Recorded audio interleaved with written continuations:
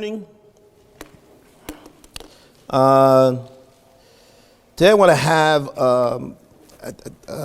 what I would characterize as a practical conversation. The next couple of weeks, I want to talk to you about life's toolbox. Now, I'm not a handyman. I try, but if you have all the right tools in your box, you can kind of face and address any problem and challenge.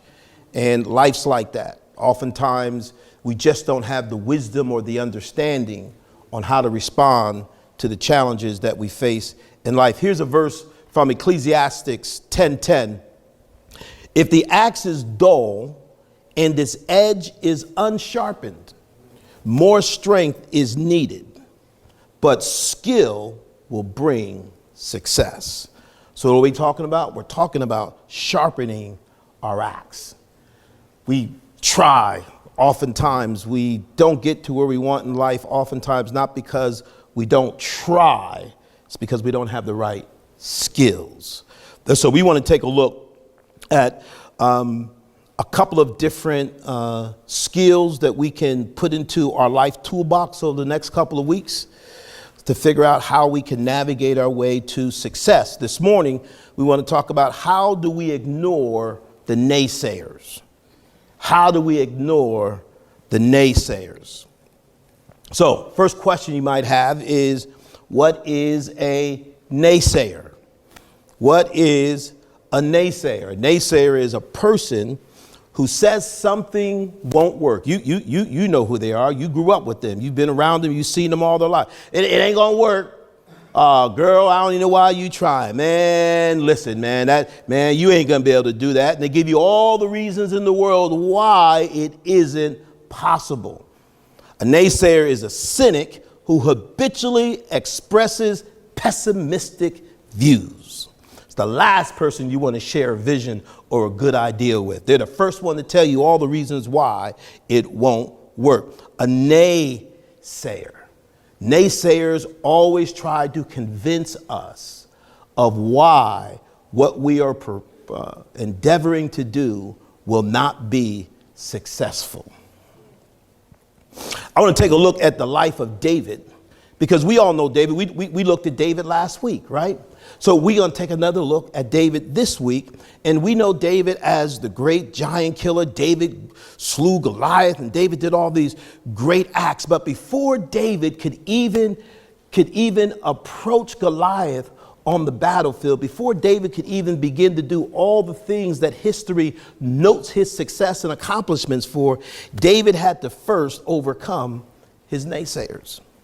He had to first overcome his naysayers. If you're going to do something impactful, you're going to do something successful, you're going to change your family dynamic, you're going to change your finances, you're going to change your health, you're going to do something about your weight, you're going to do something about getting a new job, you're going to do something about changing your marriage situation, you're going to do something about your relationships in your life. Before you begin to do anything, you're going to have to be willing and able to confront and overcome your naysayers. And there's 4 types of naysayers that we see in this story of David before he even gets to Goliath. Because a lot of times there's stuff that we want to do, there's stuff that we want to accomplish, but if we can never make it past the barrier of the naysayers, the stuff that's in our heart to do, we can never see it materialize.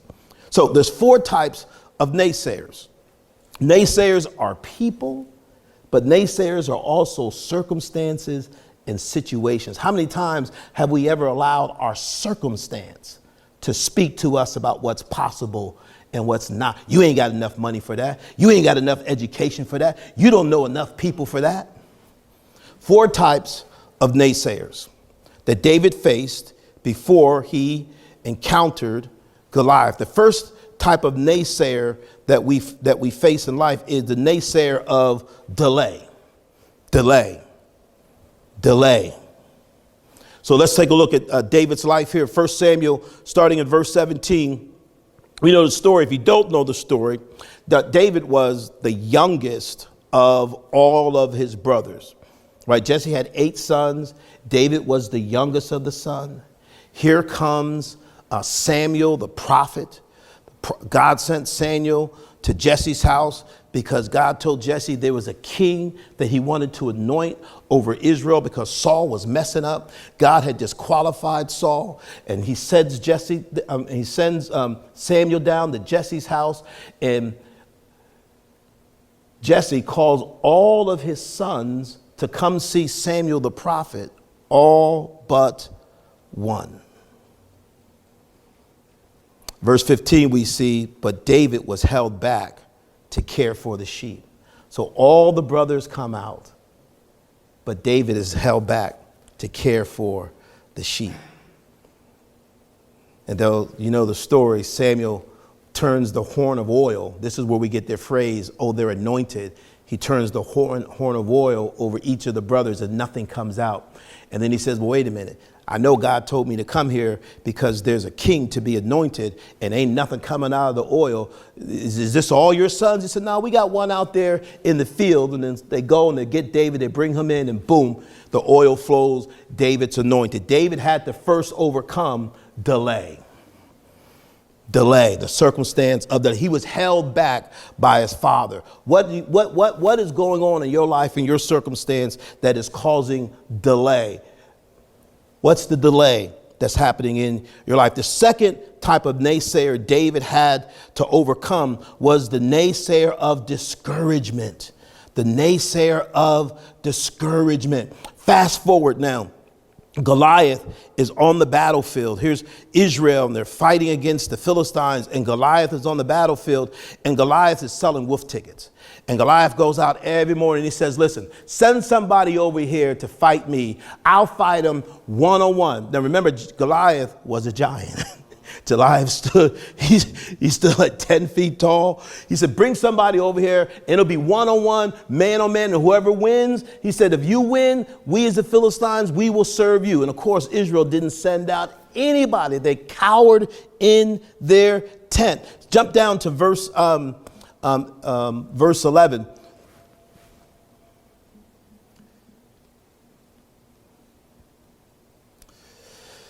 I'm sorry, verse 16, Ray. Jump down to verse 16. It says, for 40 days, twice a day, morning and evening, the Philistine giant loudly berated the Israelite army. For 40 days, he goes out there and he sells these wolf tickets.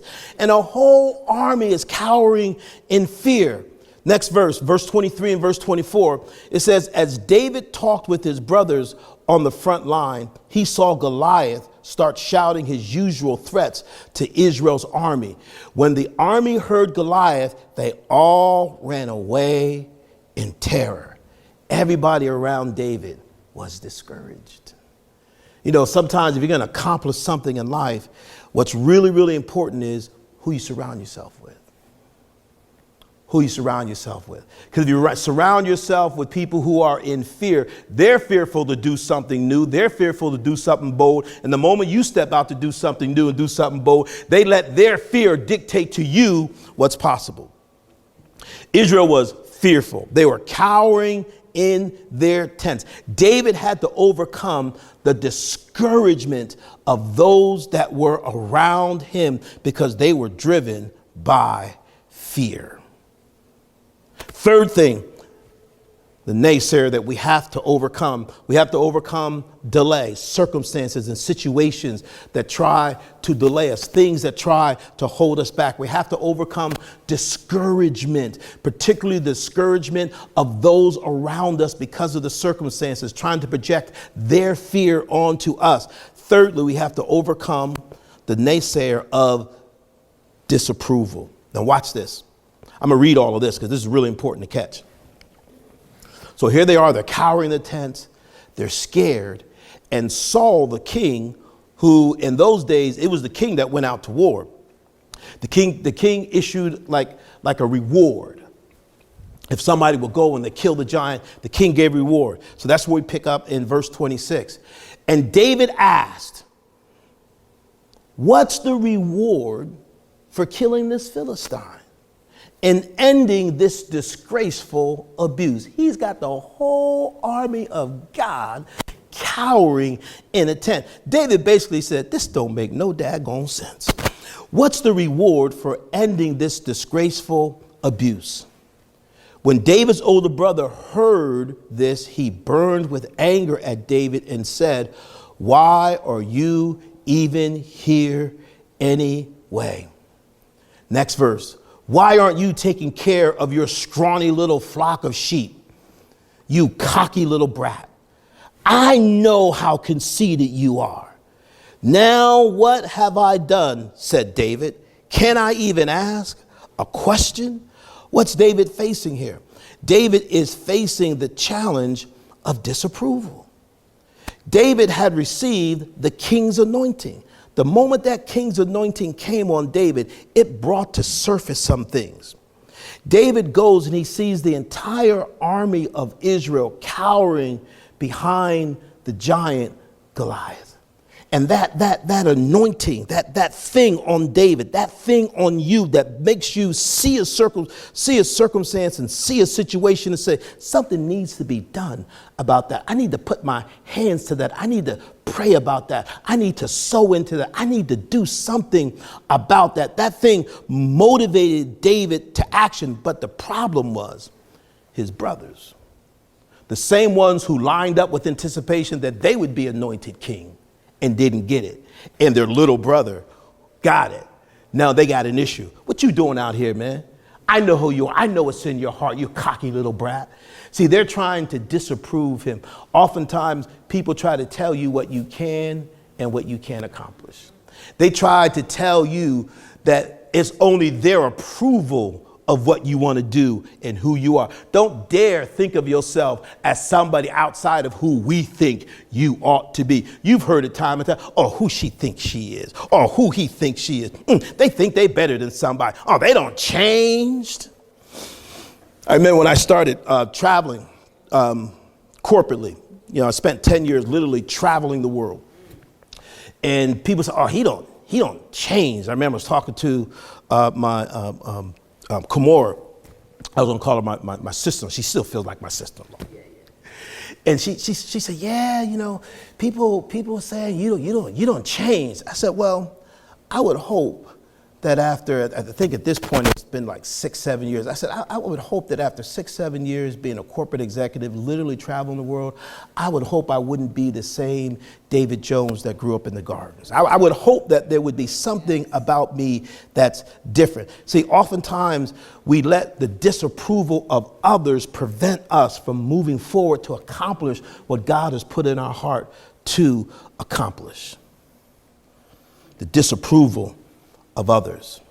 Sometimes it's the disapproval of others, but sometimes it's the disapproval in our own heart and our own mind, because we've allowed others to convince us of who we are based upon their perception of us.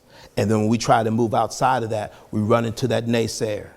They say to us, who do you think you are? We say to us, well, yeah, who do I think I am? Yeah, why do I think I could have that or do this or achieve that? Here's a key principle I want you to think about. When God gives you a dream that others are afraid to attempt, make no bones about it, you'll be misunderstood, misjudged, and maligned. Let me say this again. When God gives you a dream that others are afraid to attempt, see that fear, they don't want to do it, you will be misunderstood, misjudged, and maligned. They will try to disapprove of you. They will try to discourage you. They will try to delay you. The fourth type of naysayer that we have to overcome before we can slay our giant. We got to overcome delay. We got to overcome discouragement. We got to overcome disapproval is doubt. We have to overcome doubt. Watch verse 32 and 33. So David finds out what the reward actually is. And the reward was, I'm going to give you my daughter, Micah. And she was fine. David said, ooh, I'll face a giant for that.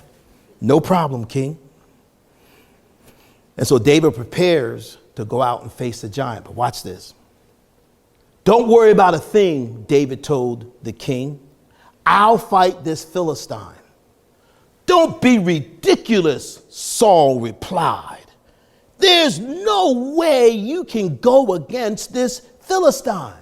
You are only just a boy, and he's a professional warrior all of his life. Boy, you tripping. Boy, you just go on the back, just sit yourself down. You're getting ahead of yourself. You don't have enough skills. You don't have enough experience. You are tripping. You can't do it. How many times have you ever been told you ain't got enough? You ain't got enough this. You ain't got enough that.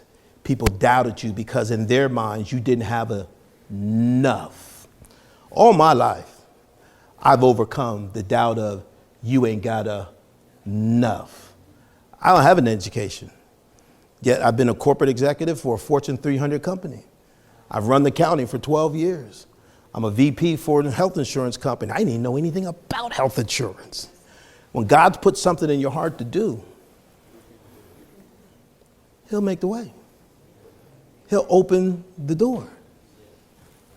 So in the story, so David finally convinces Saul, yeah, I'm going to do it. And so here's what Saul does. Saul says, okay, we're going to let you go up against the giant, but you got to use my armor. And so they put on David Saul's armor. Remember, David's just a boy. If you know anything about the story of Saul, Saul's a big man. The Bible describes Saul as being head and shoulders above the rest. So Saul's tall. He's a big man. So imagine his armor, and David is a boy. David at this point is a teenager. David's about 14, 15 years old. He's just a boy. Imagine taking the armor of a full-grown man and putting it on this little scrawny 14-year-old kid and say, okay, you go out there and get that giant. See, sometimes people will try, when you go in to slay your giant, they'll try to put their armor on you. They'll try to convince you to do it their way. Well, you didn't have enough courage to step out to face the giant. Why would I listen to you? You didn't have the courage to dream. You didn't have the courage to envision that business. You didn't have the courage to envision that opportunity. You sat there and let your family dynamic go whatever way it wants. Now I'm trying to change my family dynamic. Why would I listen to you? You ain't even got a man. Why would I listen to you about keeping my man? Am I right about it? So they put all this armor on David, and he can't move. He can't function. He goes, nah, man, take this back. This ain't me. And he takes out the slingshot. He says, you know what? I'll use this slingshot. Listen, me and God, we've had success with this slingshot. I faced a lion. I faced a bear with this slingshot. This is all I need because I have confidence in God with this. I don't have confidence with God with your armor. See, sometimes it's about what do you have confidence in? If you've never trusted God with a thing, you would generally lean on that which you trust most. See, sometimes it's not that we don't believe God, it's we don't trust God. How many times has somebody ever told you something and you believed them, but you didn't trust them? You believed them, but you didn't trust them. David trusted God. And so because David trusted God, he said, I got this, king. I can do this. And we all know the story. But here's a quote that I found. I want to share this quote with you because I found it amusing. See, because the doubt comes by people doubting our abilities. And they were telling David, you're not a professional warrior. Here's a quote I found, I loved. The ark was built by amateurs and the Titanic by professionals. Y'all all know about the Titanic, right?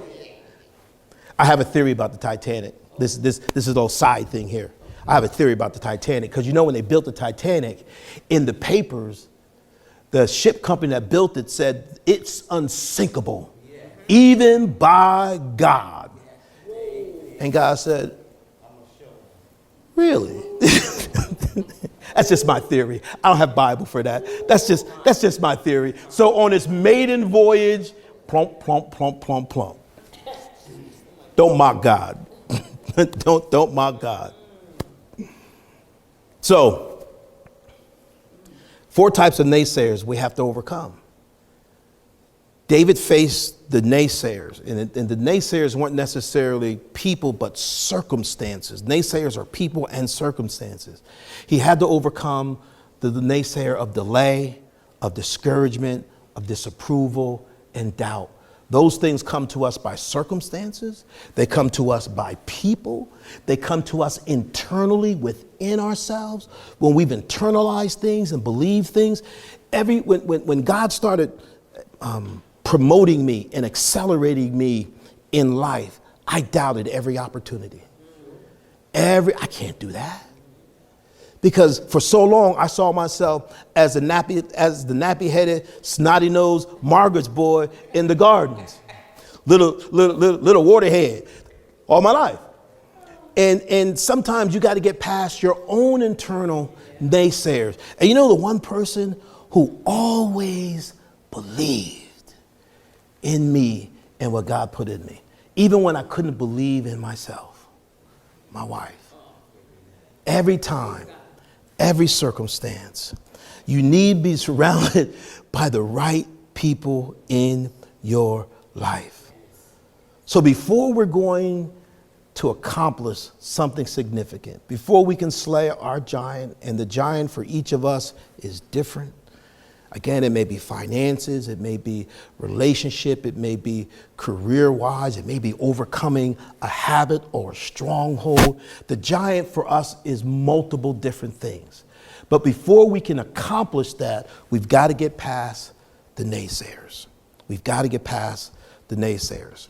So we've identified what the naysayers are. Now here's the question. How do we defeat the naysayers? How do we defeat the naysayers? I'm going to give you 4 quick principles and be out your way. Defeating the naysayers. The first thing in order to defeat the naysayers is we got to remember the naysayers aren't God. They are not God. They don't get to decide. They don't get to choose. Their opinions don't dictate God's plans and purposes for your life. Proverbs 29:25 says this: the fear of human opinion disables, but trusting in God protects you from that. The fear of human opinions, what they gonna think about this? What they gonna say about that? How am I gonna explain this to them? Look at Isaiah 8:13. Do not fear anything except the Lord Almighty. He alone is the Holy One. If you fear him, you need fear nothing else. What do we do with our naysayers? We have to remember they are not God. How we used to say, I ain't studying them. Second point, how do we deal with our naysayers? Don't get distracted. Don't get distracted. Here's a reality, guys. With every opportunity, there is opposition. Every time God puts something in your heart to do, every time you purpose to do something, am I right about it? There's always opposition. Always opposition. Remember the story of Nehemiah. And Nehemiah, God put it on Nehemiah's heart to go back. Nehemiah is in Babylon. This is when Israel was in Babylonian captivity, and Nehemiah was a cupbearer for the king. And he came before the cupbearer, and his countenance was low. And back in those days, if you came before the king with your lip hung low, you could be put to death for that. And Nehemiah comes before the king, got his lip all hung low. And the king says, boy, what's wrong with you? These are the walls of my city, Jerusalem, are all torn down. And he said, well, what can I do for you, Nehemiah? He says, I want to go back and I want to rebuild the wall. And the king gave Nehemiah all the resources he needed to go back and to build the walls of Jerusalem. And so Nehemiah goes back to build the walls of Jerusalem. But while he's building the walls of the Jerusalem, the people who would benefit from the building of the walls were the very ones who were in opposition to him. And time again, they were trying to create distractions to take Nehemiah from the process of rebuilding the walls. It's an interesting story if you ever read it. But look at Nehemiah chapter 6, verse 3 and 4. So they kept sending him a message and they kept trying to find ways to distract him. And Nehemiah responds. He says, so I replied by sending this message to them. I am doing a great work. I cannot stop to come and to meet with y'all and y'all foolishness. 4 times they sent the same message, and each time I gave them the same reply. Go kick rocks. What do you do with your naysayers? What do you do? How do you overcome the people who want to create distractions? You know, one of the things that I find, I don't want to sound condescending. I don't want to sound judgmental when I say this. That's not my intent. But the power of social media. It's so powerful, it's so strong. Like my wife and I, and I'm going to say something, and I want to say it right. I'm always amazed at the power of bullying and harassment on social media. And the reason why I'm amazed by it is I always say, well, why don't they just go?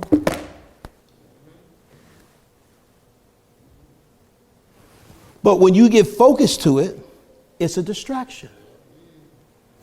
It's a distraction. Folks that want to argue with you about stuff, debate with you about that, and you tell them why you're doing it, trying to get this, it's a distraction. It's the okey-doke. When you was stuck in your situation, they was fine. The moment you try to change it, the moment you try to address Yoga Live, now all of a sudden they got something to say. Now all of a sudden they want to be a distraction, not a help, but a distraction. The moment you step out to do something for God, the moment you do something, with every opportunity, there is opposition. But Nehemiah said, I am doing a great work. I cannot stop. If you're going to slay Yoga Live, that has to be your mindset. I am doing a great work. I cannot stop. I don't care what you tweet. I don't care what you post. I don't care what you say. I don't care what you text. I don't care how many people you go and talk to and say, yeah, look what she's doing. Yeah. I don't care how many people you rally to your mess. I'm doing a great work and I cannot stop. Third thing, if we are going to defeat our naysayers, we have to remember they're not God. We don't have to fear them. The only one we have to fear is God, and not allow their mess to distract us. The third thing is, watch this, never attack back. Now that's hard. That's hard. Because most of us, we grew up with don't start none, won't be none, right? That's the rule. That's the rule we grew up with. I remember when I was in county government, I was talking with the clerk for the commissioners, and we were just talking about how we grew up, and how, like, when, he grew up in a nice, and I was talking about the unwritten laws of the street, and how, it started because there was an article in the paper about a road rage incident where somebody said something and somebody responded, and was talking about how, well, when I grew up, there was an unwritten law. Don't let your mouth write a check that you'll. It just stopped all that. Because if your mouth wrote something that you can't. So this concept is going to be hard for us. Never attack back. Watch this, Proverbs 11:12. It is foolish to speak scornfully of others. If you are smart, you will keep quiet. It is foolish, unwise, unprudent to speak scornfully of your naysayers. If you are smart, you will simply keep quiet. Look at 1 Peter chapter 2, verse 23. And they're talking about the character of Jesus. And I encourage you to read this whole context. 1 Peter chapter 2, it starts around verse 17 and it ends verse 24. But it starts off that what good does it do you when you are buffeted for having done wrong? But when you are punished or buffeted, when you've done no wrong, and you receive it with patience, then you have God's approval. So the question is, when you get punished for something you've done, you deserve that. And the question is, well, what about when you haven't done anything? When you don't deserve the treatment and the response that you're getting? He says, and you receive it with patience because you are mindful of God, then you have God's approval. Watch this. He says, for consider Christ. And here's what we pick up in verse 23. He says, when they hurled their insults at Jesus, he did not retaliate. When he suffered, he made no threats. You know, I ain't always been saved. Instead, he entrusted himself to him who judges justly. Don't fight back. Don't attack back. Stay silent. Don't do tit for tat. It don't mean you a punk. It just means you ain't foolish. And this is hard for us because it's in us to stand up for ourselves. It's in us to fight for ourselves. It's in us. I ain't going to just let anybody just say, oh, any old thing to me. Just do anything. I ain't just going to take just any old thing.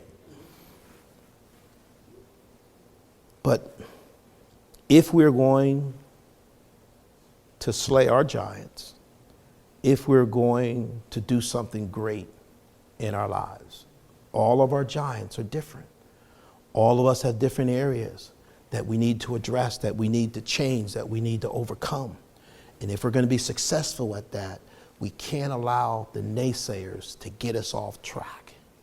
We can't allow you don't have to fight back. You don't have to attack back. Watch this again.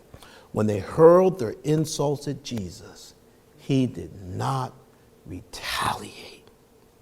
When he suffered, he made no threats. Instead, he entrusted himself to him who judges justly. In other words, he said, God's got this. And in the end, y'all know this. Like, what is it that makes us want to fight back? That makes us want to attack back? It's part of it is, yeah, it's the way we've raised and stuff. But I think there's also a part of it where there's a sense of justice, and that people shouldn't just be able to just do any old thing and not have any kind of accountability for it, right? Right? But here's the mature mindset. See, it says, he entrusted himself to him who judges justly. In other words, Jesus had the big picture in mind. What are you talking about, Dave? He understood that everybody is going to be judged at the end. Nobody gets away with anything. It may not happen in our timing and in our way, right? We may have to swallow things that affect our ego, that affect our reputation, right? But is your ego more important than slaying that giant? Is your reputation more important than bringing that change, that outcome that you want in your life, whatever the area is. Sometimes we don't see the change because we keep hanging on to that eagle. When we talk about don't attack back, we're talking about putting our ego to the side. The fourth thing that we have to do if we're going to defeat the naysayers in our lives, we got to remember they're not God. I ain't got to be scared of you. I ain't afraid of you. I ain't scared of now one of y'all. Can't get distracted. Don't fall for the okey-doke, right? Don't fall for the okey-doke. You don't have to respond to everything on social media. You don't have to respond to every attack. Somebody comes to you and they say, girl, I heard they said this. You don't have to respond. You don't have to defend. You don't have to just, don't get distracted. Don't attack back. And lastly, stay focused on God and his promises. Stay focused on God and his promises. Let's take a look at a couple of verses here. Psalm 118, verse 6. The Lord is for me, so I will not be afraid. What can mere mortals do to me? Stay focused on God and his promise. Like, I ain't studying you. What you gonna do? This is what you gonna do. But I've learned to ignore that, to not be distracted by that, to not feel the need to attack and push back on that. What's this? Psalm 119, verse 11. I've banked your promises in the vault of my heart. Oh, my Lord. How do we defeat our naysayers? I have to focus on God and his promises. The psalmist said, I've banked your promises in the vault of my heart. Think about the imagery of that. Think about the imagery of that. I've banked your promises in the vault of God. I've taken your promise. What's the promise for your finances, for your marriage, for your relationships, for your health, for your career, whatever it is that you are aspiring to accomplish and to do, whatever the giant is that you want to slay and overcome. What's the promise that God has given you in your word that is fueling your faith and your purpose and your drive to achieve that? The psalmist said, I took that thing and I went into my heart and I opened up the combination and I put it in there and I closed the vault and I threw the combination away, so I never had to worry about it being stolen or robbed. Is the promises of God stored, locked, irretrievably in your heart? So that no matter what happens, no matter what they say, no matter what it looks like, no matter what it feels like, I am unmoved, I am unswayed, I am unwavered, because I'm focusing on God and his promises. And when it comes to God's promises, what is the one thing that we've learned about God and his promises? He is not a man that he should lie, but everything that he's promised to do, he is able to do. Psalm 119, verse 41 and 42 says this: show me how much you love me, Lord, and save me according to your promise. Watch. Then I can answer those who insult me because I trust in your word. What's the answer to those who insult me? It's when those promises are manifested in my life and they see what's happening in my life. My life is the answer to their mess. Y'all can say all y'all want. I'm moving forward, and just watch the blessings. Just watch the glory, and that'll cause y'all to shut up.